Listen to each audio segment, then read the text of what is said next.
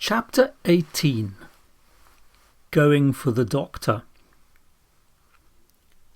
One night, a few days after James had left, I had eaten my hay and was lying down in my straw, fast asleep, when I was suddenly awoke by the stable bell ringing very loudly.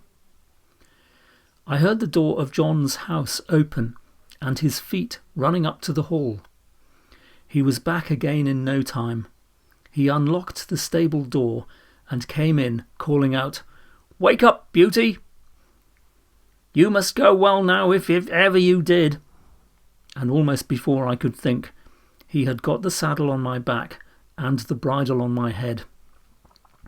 He just ran round for his coat and then took me at a quick trot up to the hall door. The squire stood there with a lamp in his hand.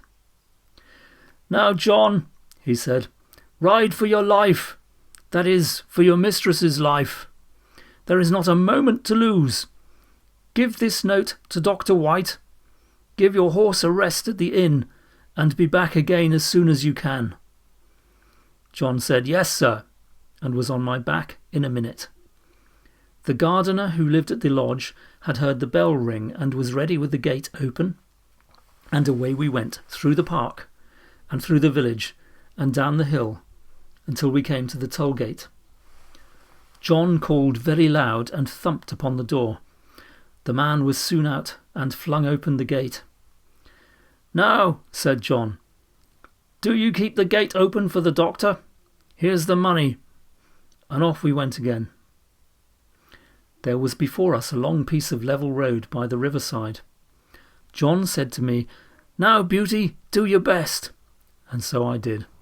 I wanted no whip nor spur, and for 2 miles I galloped as fast as I could lay my feet to the ground. I don't believe that my old grandfather who won the race at Newmarket could have gone faster. When we came to the bridge, John pulled me up a little and patted my neck. "Well done, Beauty, good old fellow," he said. He would have let me go slower, but my spirit was up, and I was off again as fast as before. The air was frosty, the moon was bright. It was very pleasant. We came through a village, then through a dark wood, then uphill, then downhill, till after an 8 miles run we came to the town, through the streets and into the marketplace. It was all quite still, except the clatter of my feet on the stones. Everybody was asleep. The church clock struck 3 as we drew up at Dr. White's door. John rang the bell twice and then knocked at the door like thunder. A window was thrown up, and Dr. White in his nightcap put his head out and said, "What do you want?" "Mrs. Gordon is very ill, sir. Master wants you to go at once. He thinks she will die if you cannot get there. Here is a note." "Wait," he said, "I will come." He shut the window and was soon at the door. "The worst of it is," he said, "that my horse has been out all day and is quite done up. My son has just been sent for, and he has taken the other. What is to be done? Can I have your horse?" "He has come at a gallop nearly all the way, sir, and I was to give him a rest here.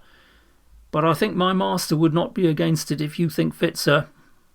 "All right," he said, "I will soon be ready." John stood by me and stroked my neck. I was very hot. The doctor came out with his riding whip.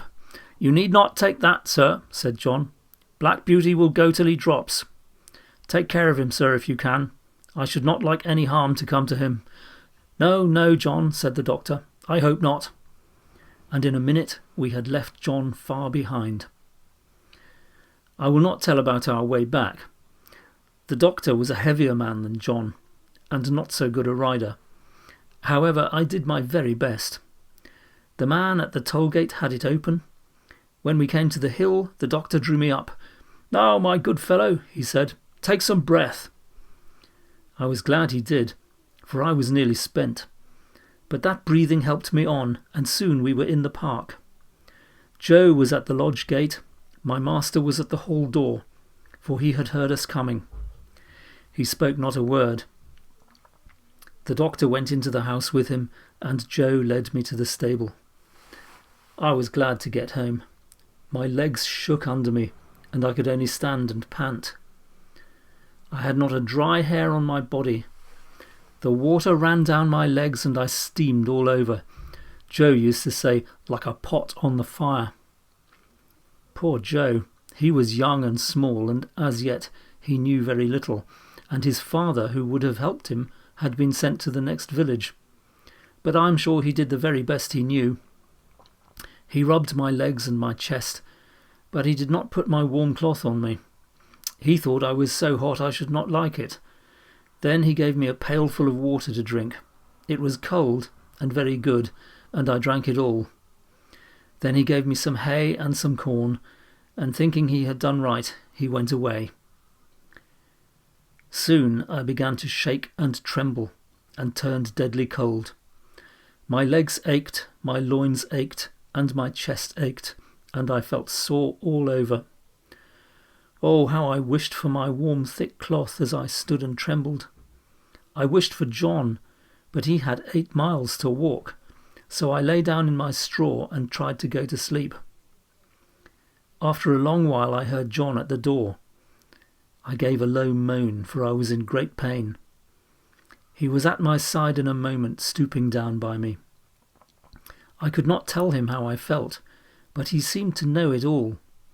He covered me up with 2 or 3 warm cloths, and then ran to the house for some hot water. He made me some warm gruel, which I drank, and then I think I went to sleep.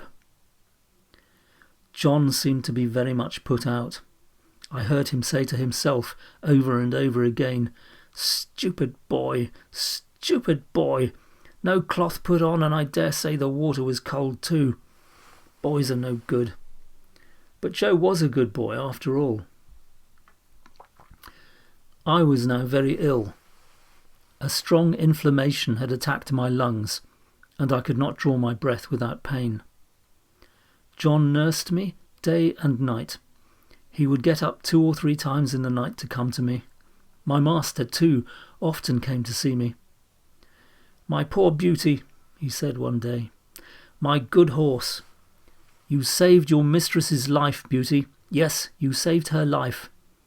I was very glad to hear that, for it seems the doctor had said if we had been a little longer it would have been too late.